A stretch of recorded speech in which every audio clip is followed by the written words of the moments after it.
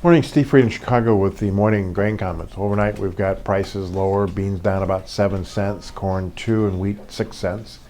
I think the market came in today and just said they don't really see any weather concerns as far as heat and dryness for much of the Midwest, and they're taking a little bit of premium out of the marketplace. It's the first time that November beans traded below $9 overnight, and I think when we look at the technical signals and the charts, they look like they're rolling over and potentially moving lower without a change in the weather. We expect the USDA and their ratings this week to show about 86 to 88% of the beans planted, ratings somewhere near 70% good to excellent, and the corn maybe 74% good to excellent, winter wheat 43 to 44%, and spring wheat maybe around 70 to 72% good to excellent. As far as other data is concerned, we get the crush today for May for NOPA. Should be a record crush, and that's supporting thereby basis both in meal and beans. And we also, for weekly exports, we're expecting maybe 15 million wheat, 32 million corn, and 5 million beans. It seems like the market is trying to figure out what's value based on the growing world supply of grains.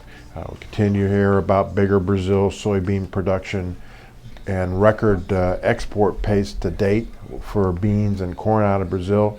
Argentina's also maybe picking up some of their exports. They offered another 1 million tons of wheat export licenses over the weekend, and so all that competition is offering some weakness in the grains. Outside markets, you got the dollar higher. Supposedly the Europe and Greece talks broke down.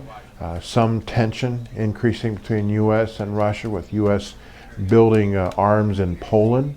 And also we're seeing some Chinese stocks and Chinese grain futures all lower. So a negative bias today in the marketplace.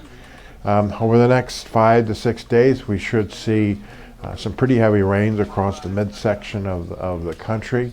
And when talking to our Central Illinois farmer, he's a little bit concerned about the wet spring and doubts if he can get last year's record yield, especially in corn. But you need a perfect July and August and the remainder of June to get the big yields that we had last year. So we have to kind of watch that weather-wise. As always, these are my thoughts, not those of ADM or ADM Investor Services. Have a safe and profitable trading day. And